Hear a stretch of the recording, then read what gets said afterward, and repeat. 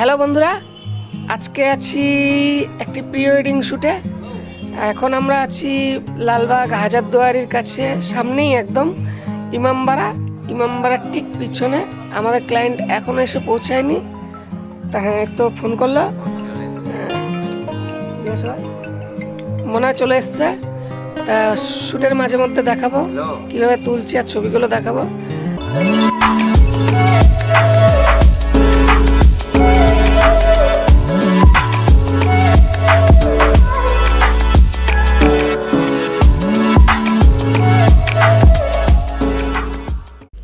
তো আসা যাক এবার শ্যুটে।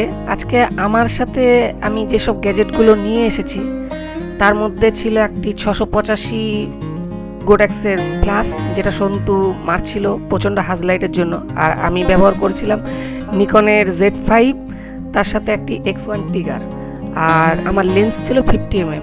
প্লাস লাইটটা আমি ডিরেক্ট মারছিলাম কারণ প্রচণ্ড হাজলাইটের জন্য ওদের গলার নিচে বেশ কালো ব্ল্যাক সার্কেল আসছিল ছবিতে, তাই আমি সন্তুকে বললাম ডিরেক্টই মার, বেটার আসবে। আসল কথা হচ্ছে যে প্রচণ্ড রোদে ছবি তুলতে প্রতিটা ফটোগ্রাফারও অসুবিধা হয়, সেটা আমারও এক্ষেত্রে হয়েছিল।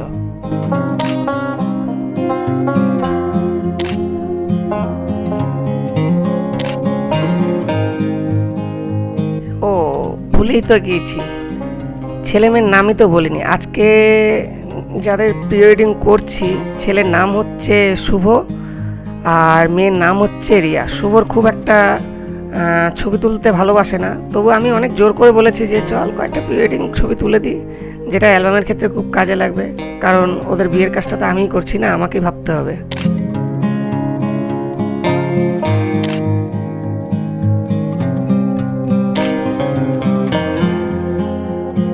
ওই দেখো আমাদের সন্তু ভাই হকটা নিয়ে ফাটাতে আসছে, তার পিছনে কাপল দুজন আসছে। এই জায়গাটা সত্যি কথা যতটা ভেবেছিলাম আমি যে ছবিগুলো খুব সুন্দর আসবে, কারণ অ্যাকচুয়ালি জায়গার দোষ না, দোষ হচ্ছে আজকে প্রচণ্ড পরিমাণে আলো ছিল, মানে এতটাই রোদ, সেই জায়গাটাতে কন্ট্রোল করাই যাচ্ছিল না। তা প্রতিটা ফটোগ্রাফারকে আমি বলবো যে তোমরা যখনই কোনো প্রি ওয়েডিং করবা যেন প্রচণ্ড রোদ না, একটু ঠান্ডা দিন দেখে তোমরা প্ল্যানটা করবা, তাহলে ভালো হবে।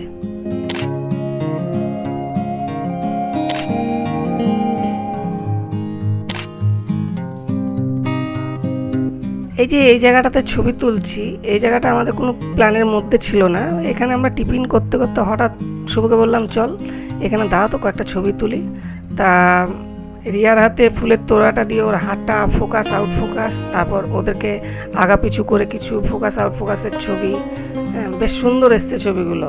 তারপর দুজনের মাথায় একসাথে করে আকাশটাকে ভ্যারি করে নিয়েছি। আপনারা দেখুন, দেখে জানান যে কেমন হয়েছে ছবিগুলো।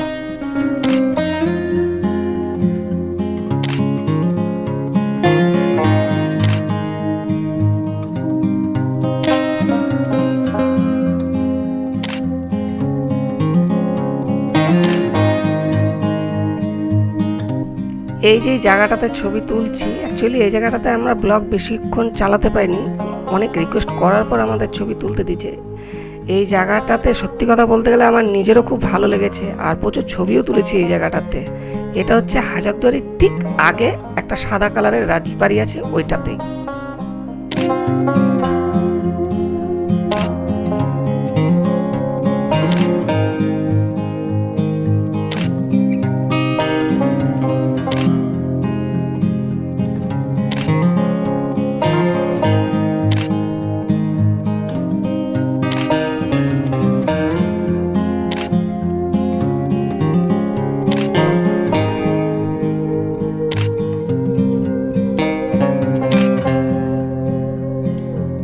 এরপর আমাদের পরবর্তী গন্তব্য ছিল চালতিয়ার বিল, কিন্তু পথে যেতে যেতে হঠাৎ করে একটা ইংলিশ মিডিয়াম দেখি।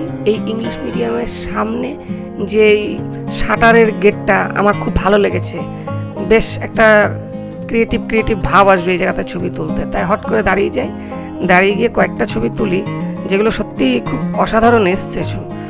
আর প্রতিটা ফটোগ্রাফারকে বলবো যে হ্যাঁ, একঘেয়ামু একই টাইপের ছবি আপনারা তুলবেন না, কারণ একই তো হয়ে যায়। একটু নতুনত্ব, নতুন ভাবনা হোক না, খারাপ হলেই বা কি, নেক্সট টাইম আবার বেটার করা যাবে।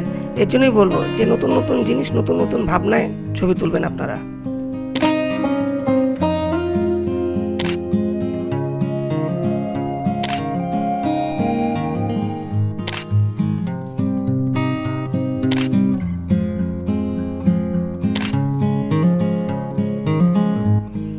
প্রতিবারের মতন আবারও আমি প্রতিটা দর্শককে আমি বলবো যে আমার ভিডিও আর আমাদের কাজ যদি আপনাদের ভালো লেগে থাকে, তা আপনাদের সাপোর্ট আমরা যেন পাই, তার জন্য চ্যানেলটা অবশ্যই সাবস্ক্রাইব করবেন, লাইক কমেন্ট শেয়ার অবশ্যই করবেন। কারণ আপনাদের প্রতিটা লাইক, প্রতিটা কমেন্ট, প্রতিটা সাবস্ক্রাইব আমাদের আরও অনুপ্রাণিত করবে পরবর্তী ভিডিও দেওয়ার জন্য। আর আপনারা পাশে থাকলে তবেই তো আমরা আগাবো, তাই না? এইবার আমরা যেখানে ছবি তুলছি এই জায়গাটার নাম হচ্ছে চালতিয়ার বিল। অবশ্য একটু আগে আমাদের আসতে হতো, আস্তে আস্তে অনেক সন্ধ্যা হয়ে গেছে।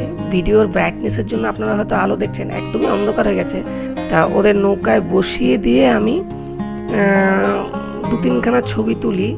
তা ছবিগুলো সত্যি খুব সুন্দর এসছে। আজকে আমাদের বিহাইন্ড দ্য সেন্সের যিনি ভিডিওগ্রাফি করেছে তিনি আর কেউ না, তিনি কোনো ভিডিওগ্রাফারও না, ফটোগ্রাফারও না, কিংবা আমাদের টিমেরও না। তিনি হচ্ছে শুভর খুবই ক্লোজ একজন বন্ধু, যার দৌলতেই আপনারা এই বিহাইন্ড দ্য সেন্সটা দেখতে পাচ্ছেন। আমার তরফ থেকে তাকে অসংখ্য ধন্যবাদ এত সুন্দরভাবে কভার করে দেওয়ার জন্য। আজকের যে ছবিগুলো তুলেছি আপনারা যেগুলো স্লাইড শোয়ে দেখতে পারলেন, সেই ছবিগুলোর আমি লিংক ডিসক্রিপশন বক্সে দিয়ে দিব, সেখানে গিয়েও আপনারা দেখতে পারেন। আর স্লাইড শোতে অবশ্যই দেখতে পাচ্ছেন। আর লাইক অ্যান্ড কমেন্ট অবশ্যই করবেন আর জানাবেন যে কেমন হয়েছে ছবিগুলো।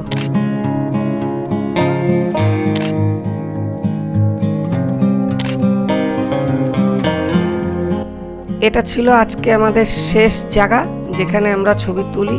এই জায়গাটা হচ্ছে বহরমপুর বাইপাস ওভারব্রিজ। এই জায়গাটাতে ছবি তুলি। সত্যি কথা বলতে গেলে যখন ছবি তুলছিলাম প্রচণ্ড ভয় লাগছিল, মানে গাড়ি যখন যাচ্ছে 100-র উপর গাড়ি যাচ্ছে, আচ্ছা সাঁই সাঁই সাঁই সাঁই করে গাড়ি যাচ্ছে। আর আরেকটা দুর্ঘটনাও ঘটে গেছে, আমাদের যে অক্টাটা ঠাস করে পড়ে যায়, ভেঙেও গেছে।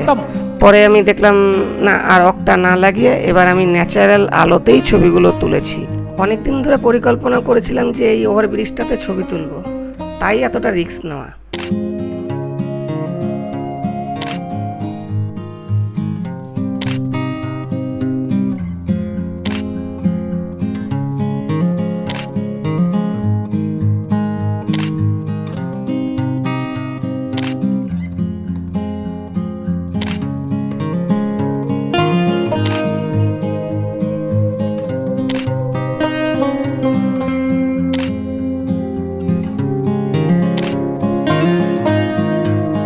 সত্যি কথা বলতে গেলে আজকে যতগুলো ছবি তুলেছি আমার নিজস্ব ব্যক্তিগতভাবে এই ওভারব্রিজের ছবিগুলো আমার তুলতে সত্যি খুবই ভালো লেগেছে। কারণ একটা আলাদা রকমেরই ছবি এসছে, সেটা আপনারাও দেখলেন।